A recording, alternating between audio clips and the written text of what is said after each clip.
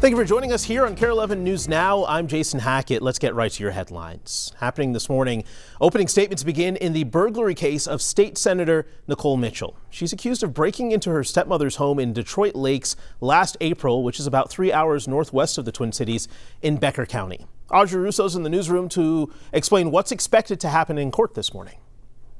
Prosecutors will have to prove Senator Mitchell broke into her stepmother's home without permission and intended to commit a crime while inside. Now, according to the criminal complaint from 15 months ago, Mitchell drove to her estranged stepmom's house. This was spring of last year. The court papers say she was trying to take her father's ashes and that police found a crowbar by the basement window. Former prosecutor Paul Young analyzed the court papers, and he says there's more nuance to proving whether Mitchell had actually intended to commit a crime once she broke in. Theft means you're taking property that doesn't belong to you or that you were not given permission to have.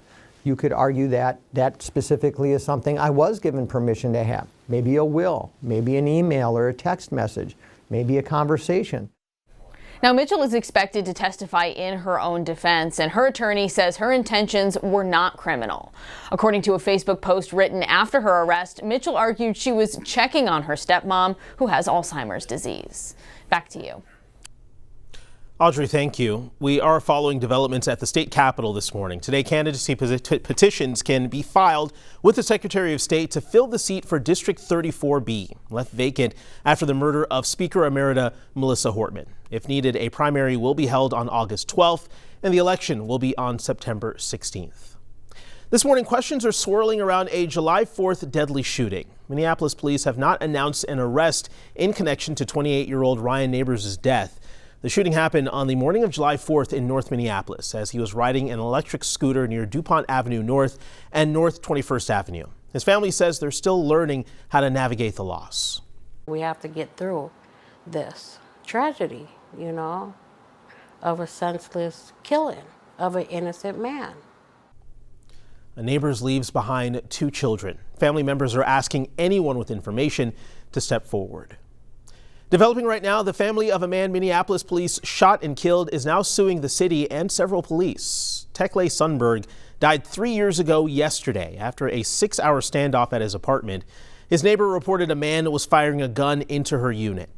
Sundberg's family lawyer says under the Americans with Disabilities Act, the city or county should have dispatched mental health resources, and he says there were teams available that night. Sundberg's parents say the 20-year-old had well-documented psychological problems, including a traumatic brain injury and depression.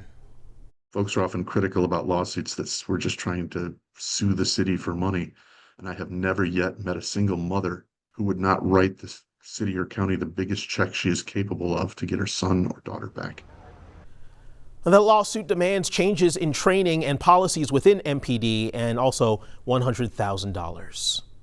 50 days or else. That's the warning from President Trump to Russian President Putin to end the war in Ukraine. After touting his good relationship with Putin, the president now says he's unhappy with the Russian leader, saying he's been all talk and no results. Now the president is promising weapons to Ukraine and threatening more Russian sanctions. NBC's Alice Barr has the latest details from Washington.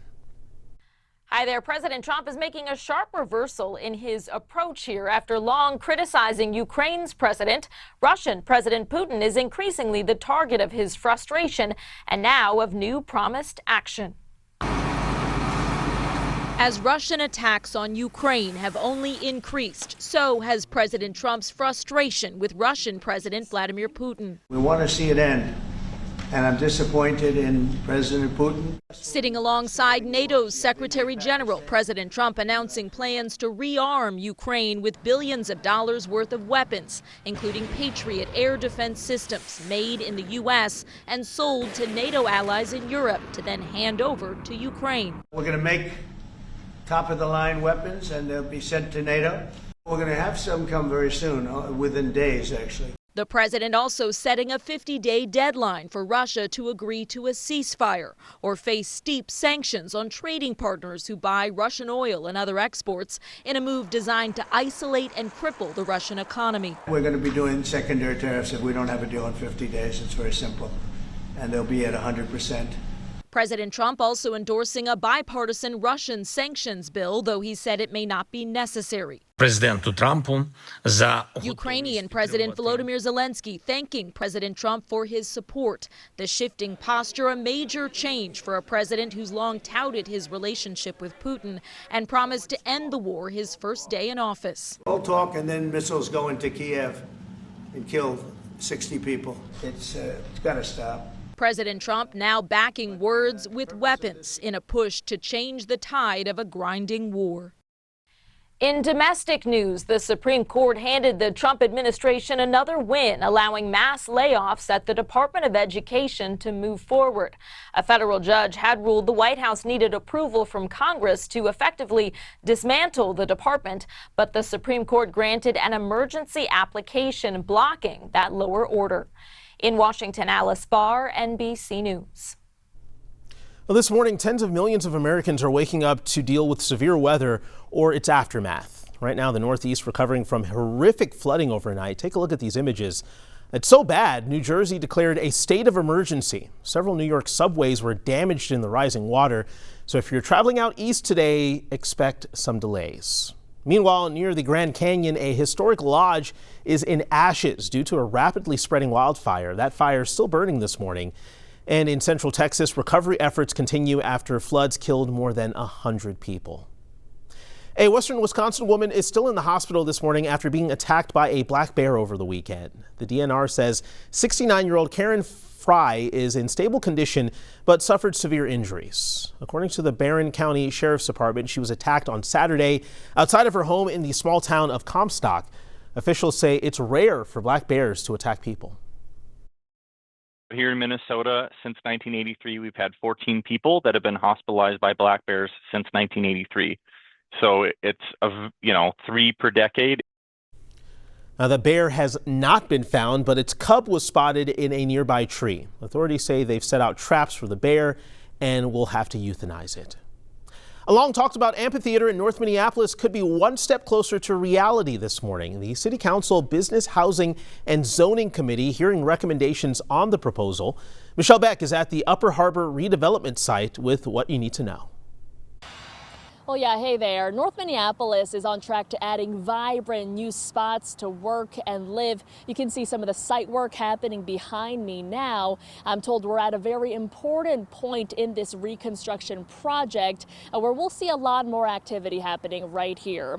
A big part of this redevelopment plans for the Upper Harbor site is an amphitheater. It's going to be a city-owned facility leased out for private development. And that's why right now a city committee is looking into the terms for the lease and use agreement, setting the project up to break ground later this year. Today at 1:30, the committee wants to hear your thoughts on this project. I asked about the top 3 kinds of comments so far. One is contributing back to the community, so back to the Northside community. There's also the ability to have community programming and a community voice in that programming. And then the third is also ability for community members, businesses to be a part of the project, both from construction through vendor opportunities at the amphitheater to also those working at the amphitheater. Yeah, so let's talk about some next steps right here. After today's public hearing, the committee for the city, they will take their recommendations to the full city council. That'll happen next Thursday at next Thursday's full city council meeting, and then the full council will vote on those recommendations. Back to you. Michelle, thank you very much. In just 2 days, an exhibit featuring the work of a Minnesota artist will debut at the world-renowned Metropolitan Museum of Art in New York City. You can already see George Morrison's work on U.S. postage stamps. He's known for being a driving force behind abstract expressionism, but his growing popularity has been growing since his death in 2000. 5 or 6 years ago at auction, these used to go for around $8,000 to $12,000. Today, we're looking at $30,000 to $50,000. Morrison's exhibit will open at the Met on Thursday, but tonight at 10, learn more about his contributions to the art world and why he's getting even more widely known after his death. Make sure you stick with us. More news and weather coming up after the break.